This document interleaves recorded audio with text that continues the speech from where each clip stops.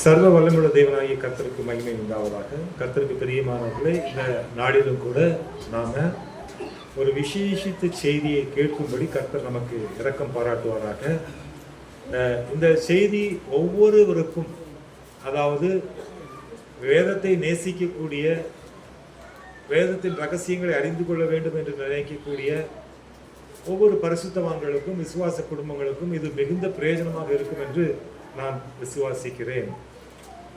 இதற்கு இன்றைக்கு பார்க்கக்கூடிய செய்திக்கு ஆதாரமாக தீத்துவின் புத்தகம் 3வது அதிகாரம் 5வது வசனத்தை நாம் கவனமாய் கவனிப்போம். நாம் செய்த நீதியின் கிரியைகளின் நிமித்தம் அவர் நம்மை ரட்சியாமல் தமது இரக்கத்தின்படியே மறு ஜென்ம முழுக்கினாலும் பரிசுத்த ஆவியின் புதிதாக்குதலினாலும் நம்மை ரட்சித்தார். Not by work of righteousness which we have done, but according to his mercy he saved us by the washing of regeneration or new birth and renewing of the Holy Spirit. இந்த வசனத்துல ஆண்டவருடைய வார்த்தை சொல்லுகிறது, நீ செய்த புண்ணியத்தினால அவர் உன்னை காப்பாற்றாமல், ஆண்டவர் உன் மீது வைத்திருக்கிற கருணையினாலே உனக்கு இந்த பரம அந்த பாக்கியத்தை தந்திருக்கின்றார். அது என்ன உனக்கு கிடைக்கக்கூடிய அந்த பரம பாக்கியம்? அடுத்த ஜென்மம், மறுஜென்மம். அந்த மறுஜென்ம முழுக்கை உனக்கு தந்து பரிசுத்த ஆவியினாலே உன்னை புதிதாக்கி அவருடைய அந்த மோட்ச ராஜ்யத்திற்கு உன்னை தகுதியுள்ள மகளாக, மகனாக மாற்றுகிறார். அப்போ இன்றைக்கு இந்த வார்த்தையிலிருந்து நாம் பார்க்கக்கூடிய முக்கியமான தலைப்பு என்னவென்று சொன்னால், மறுஜென்மம். மறுஜென்மம், அந்த மறு ஜென்மத்திற்கு தேவன் நமக்கு கொடுக்கக்கூடிய ஒரு அடையாளம் தான் முழுக்கு. இந்த முழுக்கு தான் ஞானஸ்நானம். இந்த முழுக்கு தான் என்னது? அந்த ஞானஸ்நானம் 2 விதமாக பிரித்து இன்றைக்கு சமுதாயத்திலே அதை செய்கிறார்கள். ஒன்று தெளிப்பு, மற்றொன்று முழுக்கு. தெளிப்பு என்பது வேதத்தில் இல்லாத ஒன்று. அது இயேசு கிறிஸ்து இந்த பூமியிலே பிறப்பதற்கு முன்பாக நியாயப்பிரமாணத்தின் நாட்களிலே அந்த உடன்படிக்கை புஸ்தகத்தின் மேல் தெளிக்கப்பட்ட ஆட்டுக்குட்டியின் இரத்தம், அதுபோல அங்கே ஆசரிப்பு கூடாரத்துக்கு முன்பாக வந்த அந்த ஜனங்களுக்கு மேல் தெளிக்கப்பட்ட ஆட்டுக்குட்டியின் இரத்தம், இந்த தெளிப்பை அந்த ஜனங்களை பரிசுத்தமாக்க, தோஷம் நிவர்த்தியாக்க பயன்படுத்தப்பட்ட அந்த தெளிப்பை தொடர்ந்து இன்றைக்கும் செயல்படுத்தக்கூடிய, அந்த பரிசுத்தமாக்கக்கூடிய அந்த முறைமைக்கு பேர் தான் தெளிப்பு, ஞானஸ்நானம்.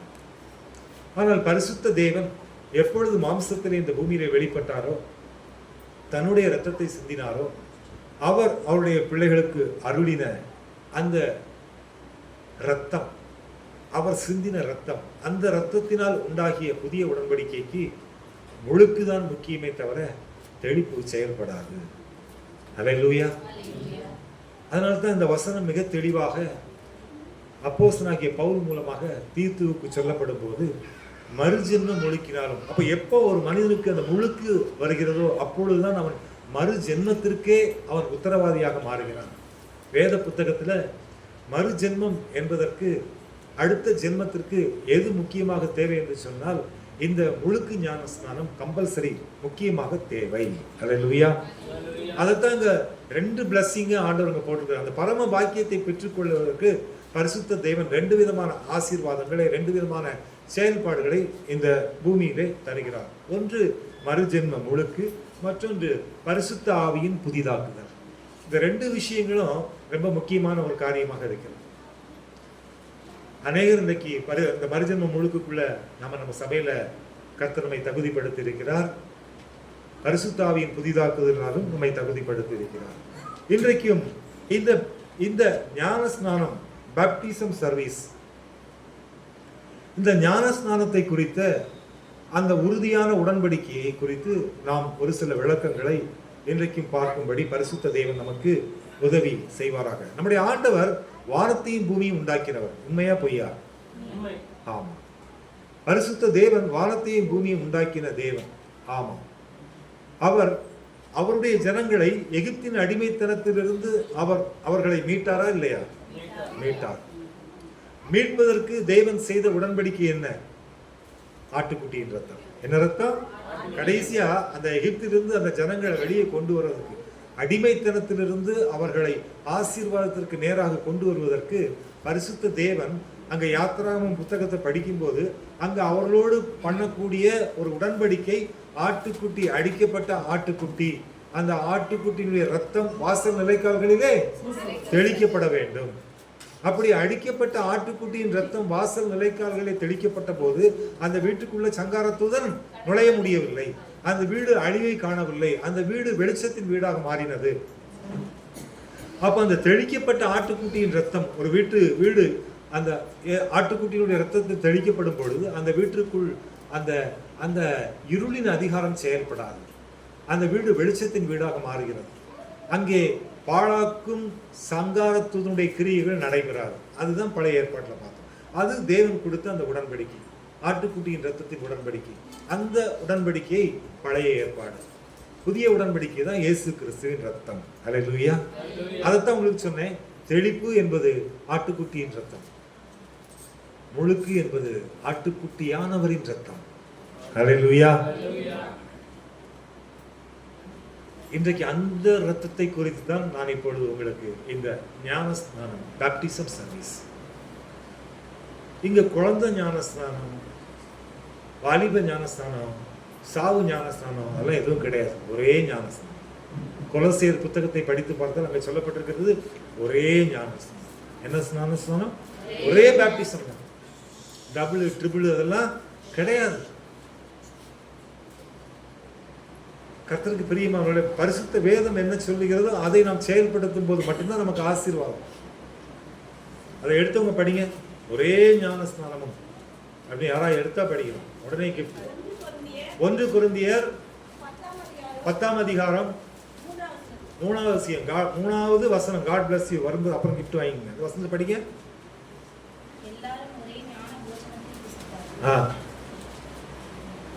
இல்ல, ஒரே ஞானஸ்நானமும் அப்படின்னு வரும். அது ஒரே ஞானப்பால் அப்படிங்கிறது. இது ஒரே ஞானஸ்நானம் கொலோசியர்ல வரும். கர்த்தருக்கு பிரியமானவர்களே, அப்போ இன்றைக்கும் இதை குறித்த ஒரு சில வசனங்களை நாம் படிக்கும்படி தேவன் உதவி செய்வாராக. அதாவது இந்த ஞானஸ்நானம் அப்படிங்கிறது வந்து பாத்தீங்கன்னா நமக்கு எப்படிப்பட்ட ஒரு பிளஸிங் கொடுக்குது. எடுத்தீங்களா? சொல்லுங்க. எபேசியர் 4ஆம் அதிகாரம் 5ஆம் வசனம் படிங்க. எபேசியர் 4:5. ஒரே கர்த்தரும் ஒரே விசுவாசமும். எத்தனை ஞானஸ்நானம்? 2 ஞானஸ்நானம் நடக்குதுன்னா நீ புரிஞ்சுக்க வேண்டியதான். ஓஹோ, இன்னும் வளரல. வசனம் சொல்லுது ஒரே பேப்டிசம் தான். there is no different, only one baptism service. ஆமா, ஆண்டவர் ஒருத்தர் தான்.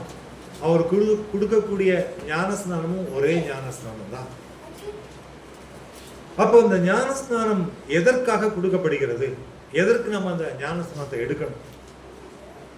இதுல முதல் விஷயம் என்னன்னா, அவர்கள் தேவனுடைய பார்வையில கடவுளின் பிள்ளைகளாக மாறுகிறார்கள். அல்லேலூயா. முதல்ல அவங்க யாரா மாறுறாங்க?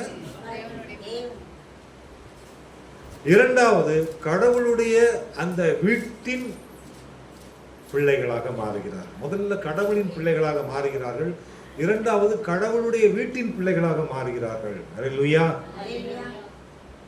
மூன்றாவது, கடவுள் வைத்திருக்கிற அந்த பூமிக்குரிய வாசஸ்தலத்தில் அவர்கள் உறுப்பினராக மாறுகிறார்கள். அல்லேலூயா. அப்போ இந்த ஞானஸ்நானம் அப்படிங்கிறது என்ன அப்படின்னு பார்த்தா, முதல்ல காட் சைல்டு, கடவுளின் பிள்ளையாக மாறுறாங்க. ரெண்டாவது, கடவுளுடைய மோட்சத்துல இருக்கக்கூடிய அவருடைய நகரத்திற்கு சொந்தமானவர்களாக மாறுகிறார்கள். ஒருவன் ஜலத்தினாலும் ஆவியினாலும் பிறவிட்டால் பிரவேசிக்க மாட்டார். அப்போ ஆண்டவருடைய அந்த மோட்ச பாக்கியத்தை பெற்றுக்கொள்ள வேண்டும் என்று சொன்னால் இந்த மறுஜன்ம முழுக்கு நமக்கு தேவை.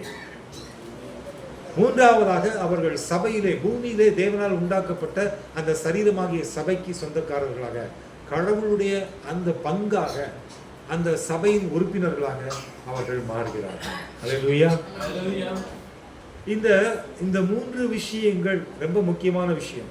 இதுல அந்த மோட்சத்துக்கு, கடவுளின் வீட்டுக்கு சொந்தக்காரர்கள், அதை இன்னும் தெளிவா பார்க்கணும் அப்படின்னு சொல்லி அப்போஸ்தலனாகிய பவுல் சொல்றாரு, ஒளியில் உள்ள பரிசுத்தவான்களின் சுதந்திரம். ஒளியில் உள்ள பரிசுத்தவான்களின் அந்த சுதந்திரத்திற்கு பாக்கியவான்களாக அவர்கள் மாறுகிறார்கள். சரி, இந்த ஞானஸ்தானத்தை பெற்றுக்கொள்வதற்கு ஆண்டவர் பைபிள்ல கொடுக்கக்கூடிய ஆலோசனைகள் என்ன? முதல் ஆலோசனை மத்தேயு 28வது அதிகாரம் 19வது வசனம். மத்தேயு 28:19. நீங்கள் புறப்பட்டு போய் சகல ஜாதிகளையும் சீஷராக்கி பிதா குமாரன் பரிசுத்த ஆவியின் நாமத்தினாலே அவர்களுக்கு ஞானஸ்தானம் கொடுத்து. இங்க பாருங்க, இந்த மத்தேயு 28:19ல நீங்கள் புறப்பட்டு போங்க, சீஷராக்குங்க, சீஷனாக்குன பிறகு பிதா குமாரன் பரிசுத்த ஆவியின் நாமத்திற்குள்ளாக அவர்களுக்கு ஞானஸ்நானம் கொடுத்து அப்படிங்கிற வார்த்தை. பிரியமானவர்களே, ரொம்ப கவனமா பைபிளை ஆழமா நீங்க தியானிக்கும் போதுதான் பரிசுத்த ஆவியானவர் உங்களோட கூட பேசுவாங்க. இங்கே இயேசு கிறிஸ்து யாருக்கு சொன்னாரு? அவருடைய சீஷர்களுக்கு சொன்னார். எப்ப சொன்னாரு? பரத்திற்கு செல்வதற்கு முன்பாக சொன்னார். அப்போஸ்தலர் 1வது அதிகாரத்துல எல்லோருடைய கண்களுக்கு முன்பாக அவர் எங்க எடுத்துக்கொள்ளப்பட்டார்? வானத்திற்கு எடுத்துக்கொள்ளப்பட்டார். அதற்கு முன்பாக இந்த பூமியிலே இருக்கும் பொழுது அவர் சொன்ன வார்த்தை. யோவான் 3வது அதிகாரம் 5வது வசனம் படிங்க. ஒருவன்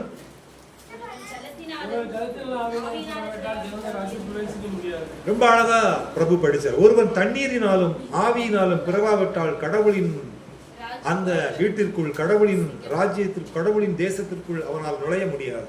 ஆமா, சரி, இதெல்லாம் தெளிவா சொன்னாரு. இப்போ அவருடைய சீஷர்கள், ஆண்டவர் கற்றுக் கொடுத்த அவருடைய சீஷர்கள், அவருடைய சீஷர்கள் யாரு? நீங்க தான் அவருடைய சீஷர்கள். நீங்க தான் அவருடைய, நாம தான் அவருடைய சீஷர்கள். இப்ப அந்த சீஷருடைய வார்த்தை படிங்க. அப்போஸ்தலர் 2வது அதிகாரம் 38வது வசனம்.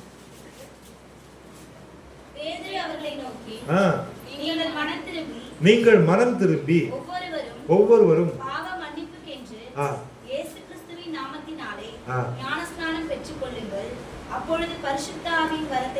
இங்க அப்போஸ்தலனாகிய பேதுரு, ஆண்டவர் சொன்னாரு பேதுருட்ட, இந்த கல்லின் மேல் என் சபையை கட்டுவேன். ஆண்டவர் பேதுருவை பார்த்து சொன்னார், இந்த கல்லின் மேல் என் சபையை கட்டுவேன். சபை கட்டப்படுவதற்கு கர்த்தர் யாரை பயன்படுத்தினார்? பேதுருவை பயன்படுத்தினார்.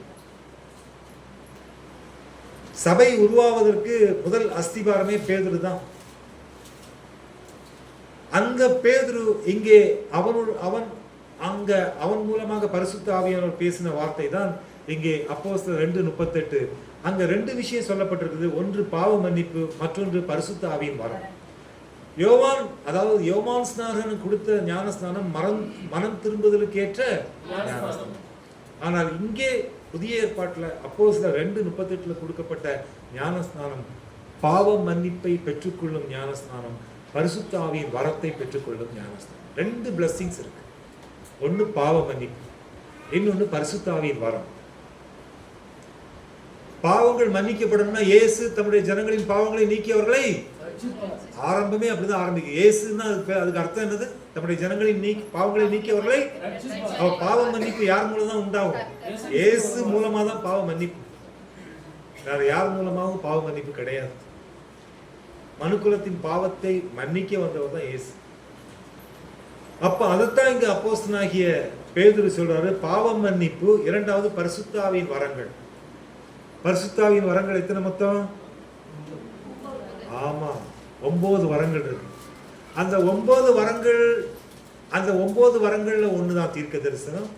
அந்த 9 வரங்கள்ல ஒண்ணுதான் அபிஷேகம், அந்நிய பாஷை. அந்த 9 வரங்கள்ல ஒண்ணுதான் பார்த்தாச்சுன்னா வியாதியஸ்தர்களை குணமாக்குதல். இதெல்லாம் வரங்கள். இதெல்லாம் என்னது?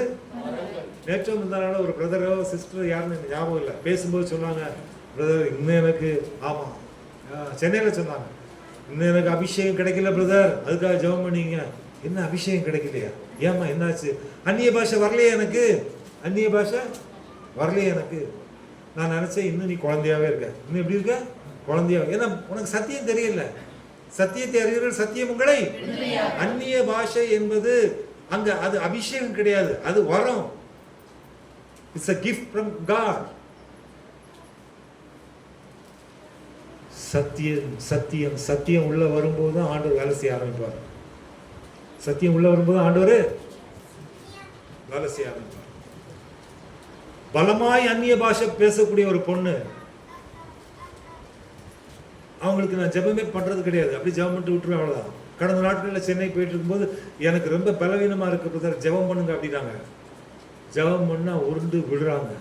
ஆமா, அந்நிய பாஷை பேசுறவங்க எல்லாம் வந்து பார்த்தாச்சுன்னா நீ வந்து தேவனுடைய ஆவியை பெற்றவங்க கிடையாது. பிசாசும் அந்நிய பாஷையை பேசும், பிசாசும் அந்நிய பாஷையை பேசும். அந்த பாஷை என்னங்கிறத நீ கண்டுபிடிக்கணும். எப்போ? உனக்கு வர இருந்தால் தான் கண்டுபிடிக்க முடியும், தேவ ஞானம் இருந்தால் தான் கண்டுபிடிக்க முடியும். அப்போ பாஷை என்பது அபிஷேகம் கிடையாது, அது வரம். அந்த வசனத்தை மட்டும் படிங்க. வரங்கள் 9 வரங்கள், அந்த ஒரு வரத்தை மட்டும் படிங்க. எடுத்தவங்க படிங்க. 1 கொரிந்தியர் 12வது அதிகாரம். ஆமா, புது வீட்டுக்கு போன பிறகு கம்பல்சரி வீட்டு ஜெப கூட்டத்தை ஸ்டார்ட் பண்ணியே ஆகணும். வசனம் நிறைய இருக்குது. அதனால அந்த இடத்துல கர்த்தர் நிச்சயமா ஆண்டவர் வீட்டு ஜெப கூட்டத்தை வச்சே ஆகணும். இது கட்டளை. ஹல்லேலூயா. ஆமா, வசனம் தெளிவா இருக்குது. அந்த இடத்துல கர்த்தர் கிரியை செய்வார், நிச்சயமா வைக்கணும். சொல்லுங்க. 1 கொரிந்தியர் 10ஆம் வசனம் சொல்லுங்க.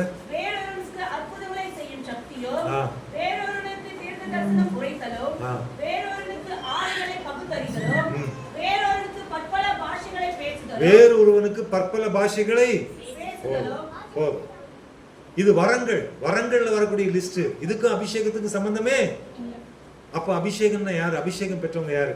நீங்க தாங்க. ஹல்லேலூயா.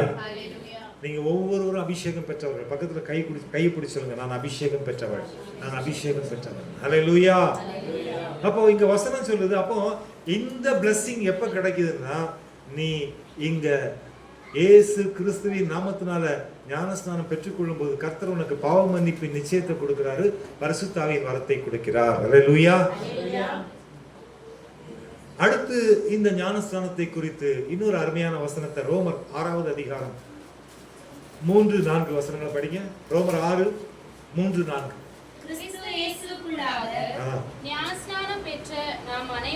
யாருக்குள்ளாக ஞானஸ்நானம் பெற்றவர்கள்?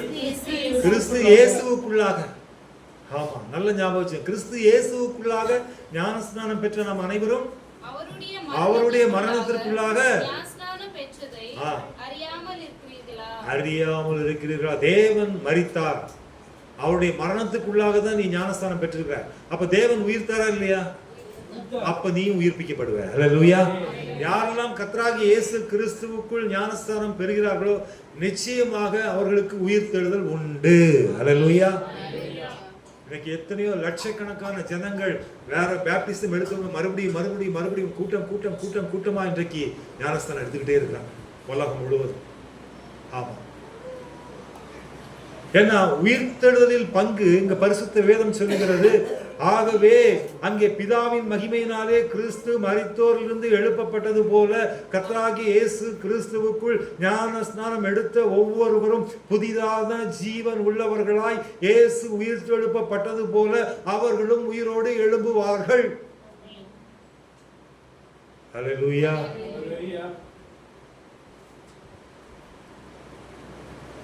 கர்த்தருக்கு பிரியமானவர்களே, வேதத்தின் ரகசியத்தை நாம் அறிந்து கொள்ளும் போது மட்டும்தான் கர்த்தருக்குள் பலமுள்ளவர்களாக மாற முடியும். 1 கொரிந்தியர் 12வது அதிகாரம் 13வது வசனம். நாம் யூதராயினும் கிரேக்கராயினும் அடிமைகளாயினும் சுயாதீனராயினும் எல்லாரும் ஒரே ஆவியினாலே ஒரே சரீரத்திற்குள்ளாக ஞானஸ்தானம் பெற்று பண்ணப்பட்டு எல்லாரும் ஒரே ஆவிக்குள்ளாக தாகம் தீர்க்கப்பட்டோம். எத்தனை ஆவிங்க? கொஞ்சம் சொல்லுங்க. எத்தனை ஆவி, எத்தனை சரீரம்?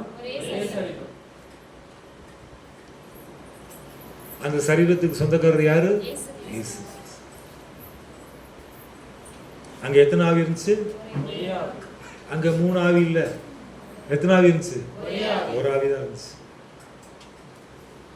ஒரே ஆவியினாலே ஒரே சரீரத்திற்குள்ளாக எடுக்கும் பேப்டிசம், அதுதான் தாகத்தை தீர்க்கும். தாகம் உள்ளவன் மேல் தண்ணீரை ஊற்றுவேன் என்று, வறண்ட நிலத்தில் ஆறுகளை ஊற்றுவேன் என்று. தாகம் உள்ளவன் மேல் தண்ணீரை ஊற்றுவேன் என்று, வறண்ட நிலத்தில் ஆறுகளை ஊற்றுவேன் என்று. ஊற்றுமையா உம் வல்லமையை, தாகத்தோடு காத்திருக்கிறேன். ஊற்றுமையா உம் வல்லமையை, தாகத்தோடு காத்திருக்கிறேன். நான் தாகத்தோடு காத்திருக்கிறேன். கானானிய ஸ்திரீ, தாகத்தோடு அலைந்து கொண்டிருந்த ஸ்திரீ, நான் குடிக்கும் தண்ணீரை குடிக்கிறவன் எவனோ அவனுக்கு இனி ஒரு காலம் தாகம் உண்டாகாது என்று சொன்ன தேவன். அதனால இந்த ஜீவ தண்ணீர் அந்த சரீரத்துல தான் இருக்குது. இந்த ஜீவ தண்ணீர் அந்த ஒரே ஆவியில தான் இருக்குது. அதனால ஒரே ஞானஸ்தானம் தான் உண்டு. அது கர்த்தராகிய இயேசு கிறிஸ்துவின் நாமத்தினாலே. ஹல்லேலூயா. கர்த்தருக்கு பிரியமானவர்களே, ஞானஸ்தானம் பெற்றுக்கொள்ளக்கூடியவர்கள், கர்த்தருக்குள் இருக்கக்கூடியவர்கள், அவர்கள் வெறுக்க வேண்டிய காரியங்கள், அவர்கள் வெறுக்க வேண்டிய, இந்த உலகத்துல அவங்க இதெல்லாம் வெறுக்கணும். இன்னைக்கு ஆண்டவருடைய பிள்ளைகளா மாறி இருக்கிறீங்க. நீங்க எல்லாம் மாறி இருக்கீங்களா? மாறி இருக்கிறவங்களும் ஒரு அல்லேலூயா சொல்லுங்க.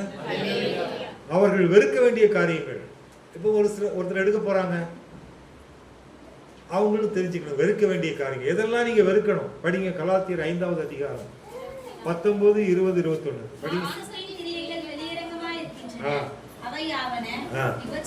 விபச்சாரம், வேசித்தனம், அசுத்தம், காமவிகாரம், விக்கிரக ஆராதனை, பில்லி சூனியம், பகைகள், விரோதங்கள், வைராக்கியங்கள், கோபங்கள், சண்டைகள், பிரிவினைகள், மார்க்கபேதங்கள், பொறாமைகள், கொலைகள், வெறிகள், களியாட்டுகள், இது எல்லாத்தையும் வெறுக்கணும். இந்த 17 காரியங்களையும் வெறுக்கணும். கலாத்தியர் 5வது அதிகாரத்தில் சொல்லப்பட்ட 19, 20, 21 இந்த 3 வசனங்களில் சொல்லப்பட்ட இந்த 17 விதமான குணாதிசயங்களை நம்ம என்ன பண்ணணும்? வெறுக்கணும்.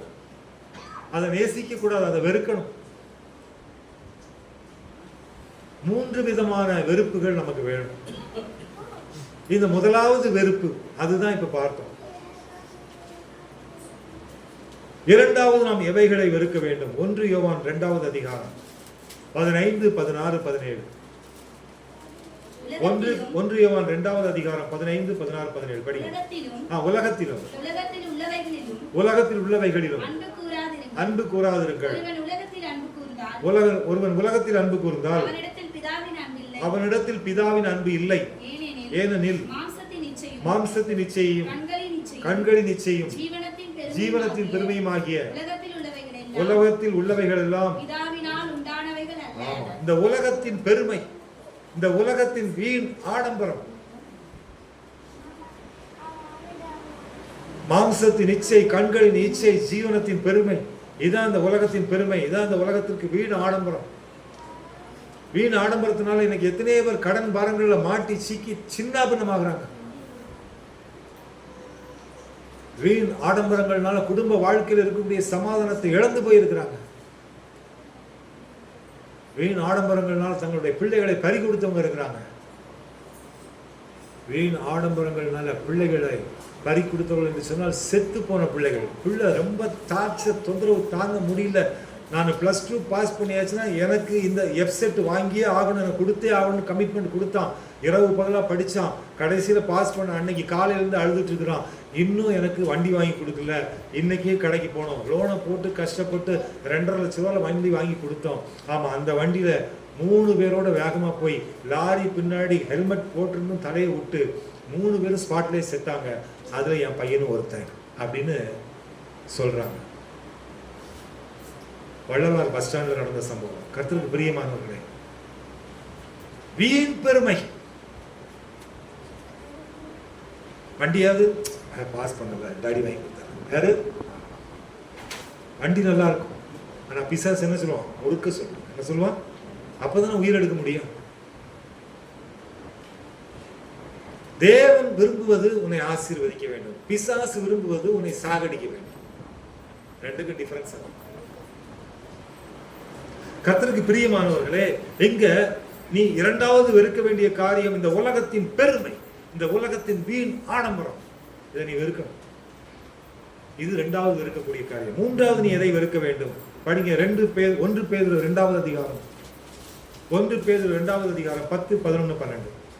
முன்னே நீங்கள் தேவனுடைய ஜனங்களாய் இருக்கவில்லை, இப்பொழுதோ அவருடைய ஜனங்களாய் இருக்கிறீர்கள். அவருடைய ஜனங்களாய் இருக்கிறீர்கள். முன்னே நீங்கள் இரக்கம் பெறாதவர்களாய் இருந்தீர்கள், இப்பொழுதோ இரக்கம் பெற்றவர்களாய் இருக்கிறீர்கள்.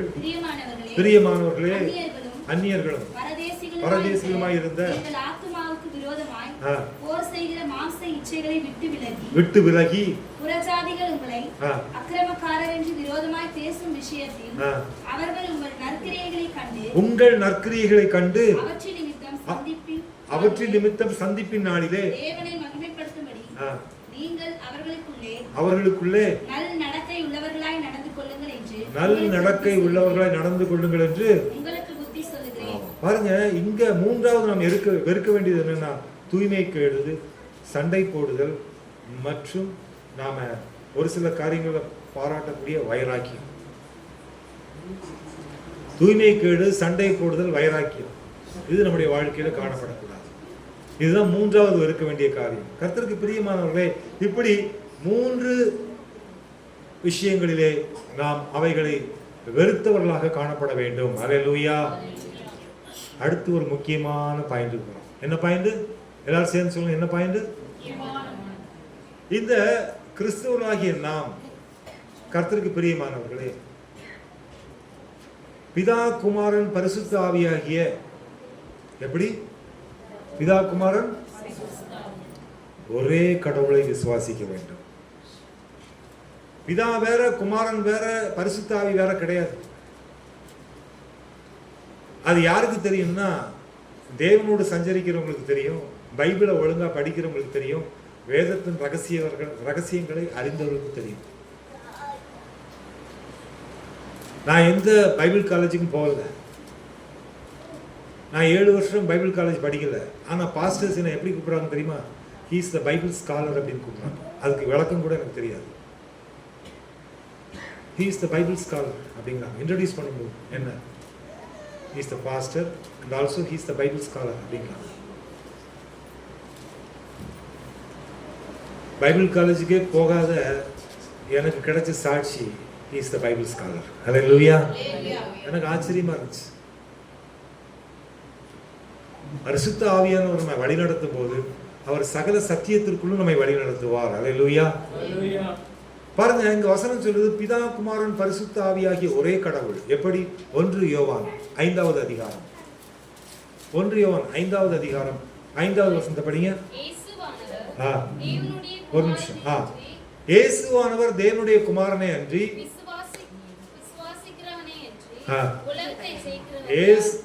நல்ல சிறையதனை படிக்கிறீங்க.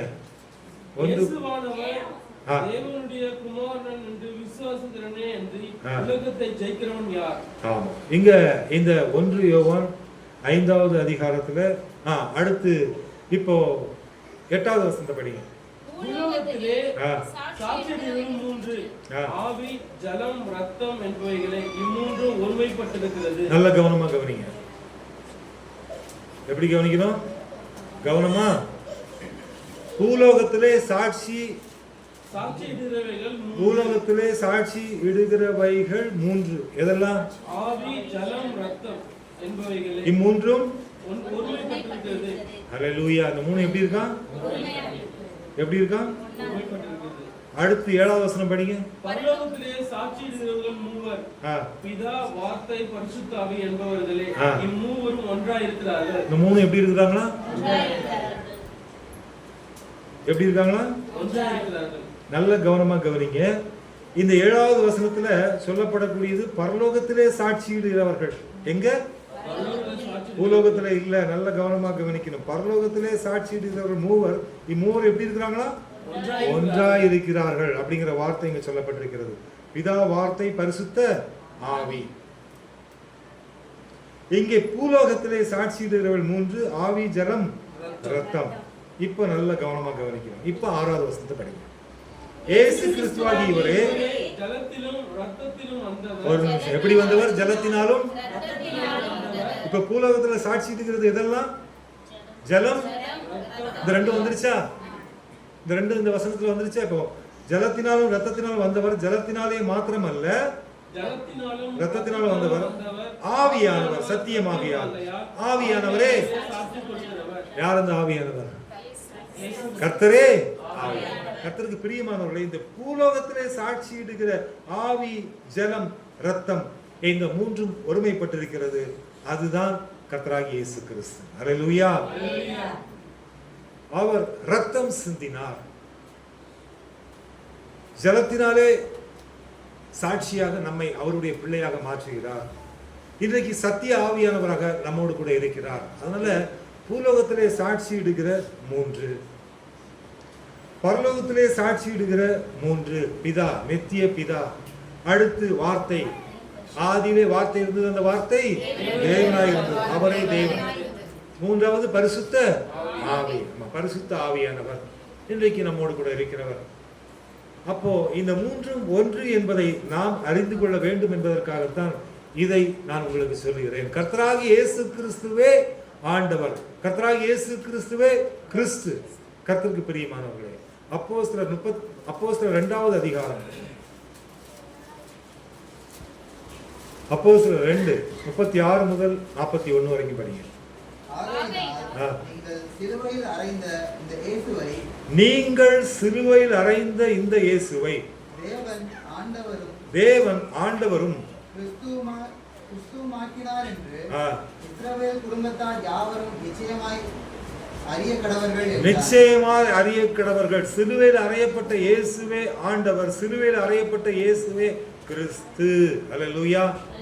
தொடர்ந்து படிங்க. இதை அவர்கள் கேட்டபோது இருதயத்திலே குத்தப்பட்டவர்களாகி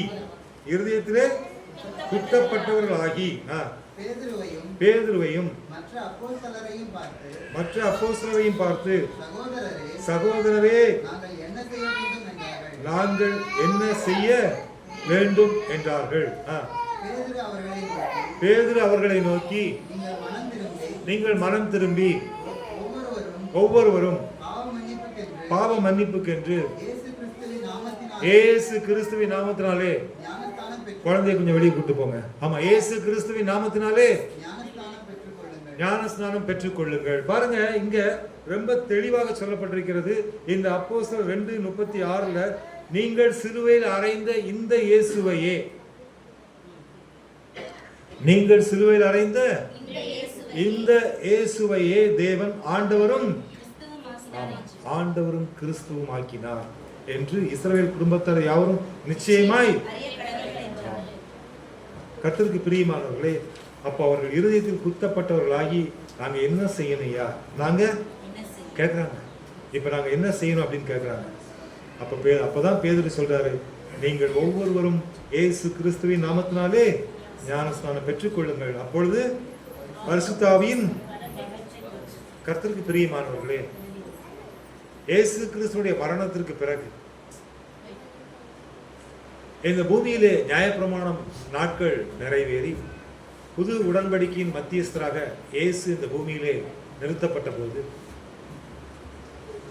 முதலாக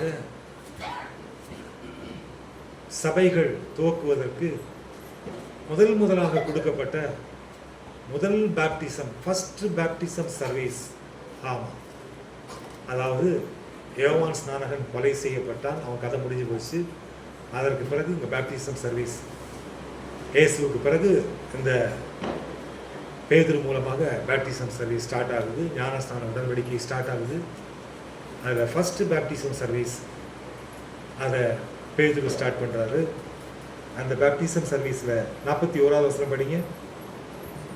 அப்போஸ்தலர் 2:40. அவனுடைய வார்த்தையை சந்தோஷமாய் ஏற்றுக்கொண்டவர்கள் சந்தோஷமாய் ஏற்றுக்கொண்டவர்கள் ஞானஸ்நானம் பெற்றார்கள். ஞானஸ்நானம் பெற்றார்கள்.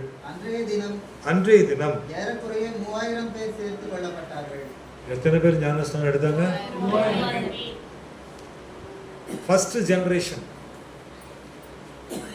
முதல் தலைமுறை, முதல் கிறிஸ்துவ தலைமுறை, அதான் ஃபர்ஸ்ட் ஜெனரேஷன். இந்த பூமியில 2025 இது.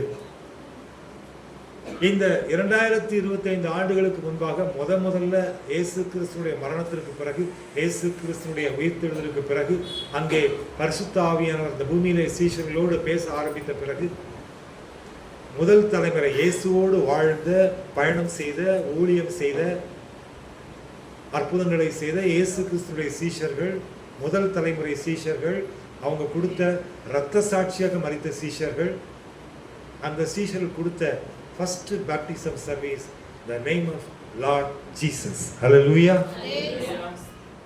அந்த பேப்டிசம் சர்வீஸ்ல, ஃபர்ஸ்ட் சர்வீஸ்ல எத்தனை பேர் ஞானஸ்நானம் எடுத்தாங்க?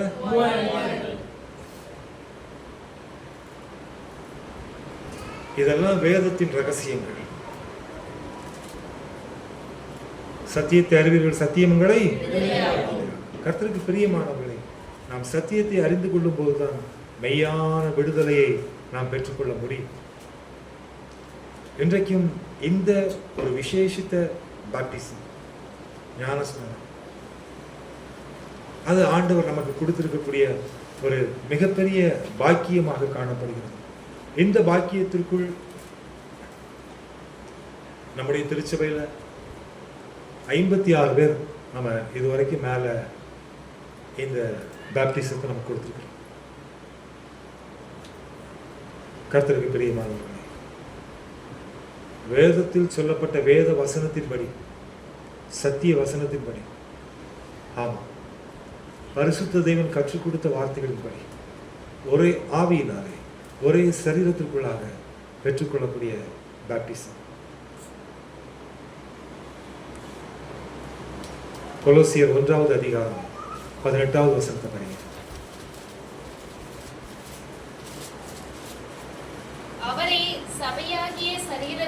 அவரே சபையாகிய சரீரத்திற்கு தலையானவர், எல்லாவற்றிலும் முதல்வராய் இருக்கும்படி அவரே ஆதியும் மரித்தோரிலிருந்து எழுந்து முதற் பேருமானவர். ஆமா, 18 தானே? அவரே ஆதியும் மரித்தோரிலிருந்து எழுந்த கர்த்தருக்கு பிரியமானவர்களே, இந்த பாப்டிசத்தை பெற்றுக்கொண்ட ஒரு வாழ்க்கையில கர்த்தர் நித்திய வாழ்க்கையை கொடுக்கிறார். எதை கொடுக்கிறார்? நித்திய வாழ்க்கையை கொடுக்கிறார்.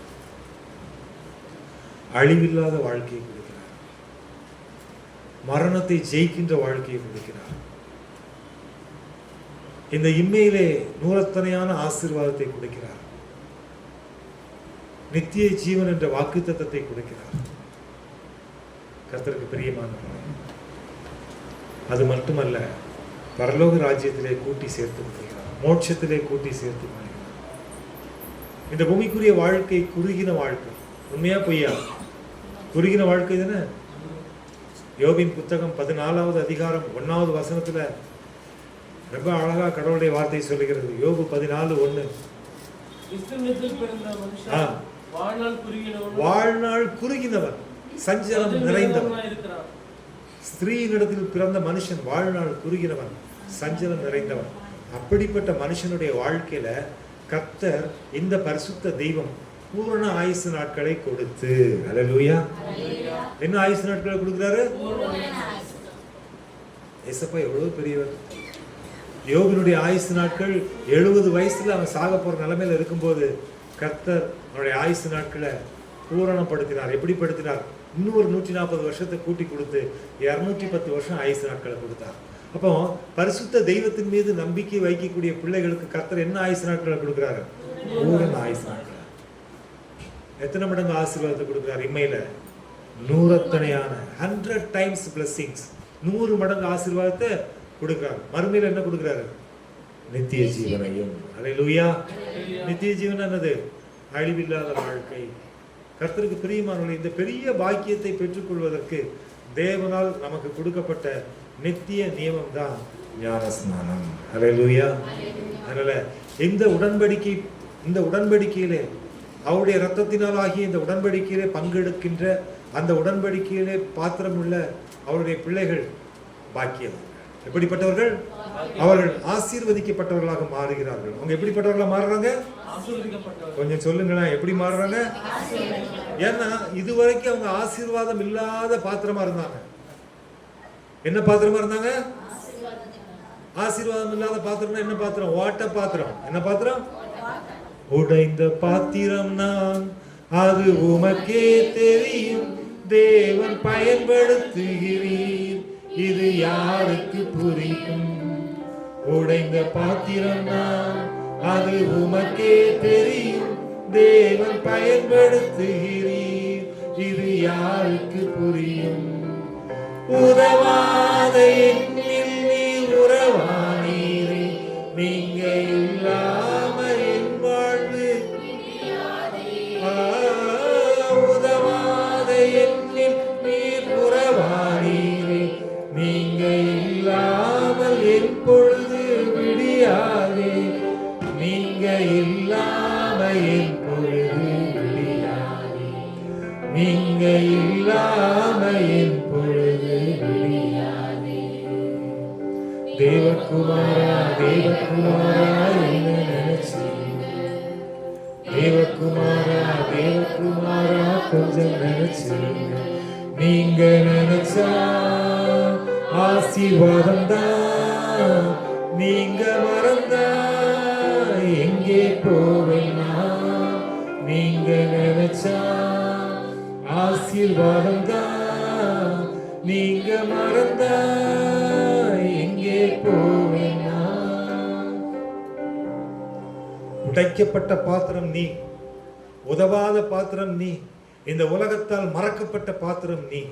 ஆனால் நீ என்றைக்கு கர்த்தருடைய பிள்ளையாக, அவருக்கு சுதந்திர வாளியாக நீ மாறுகிறாயோ, பரிசுத்த தேவன் உடைக்கப்பட்ட உன்னை, உதவாத உன்னை, மறக்கப்பட்ட உன்னை ஆசீர்வாதத்தின் பாத்திரமாக மாற்றுகிறவர். எத்தனை பெரிய பாக்கியம்! அந்த பாக்கியத்துக்கு தான் இன்றைக்கு கர்த்தர் அழைத்திருக்கிறார், ஆசீர்வாதத்தின் பாத்திரம். அல்லேலூயா.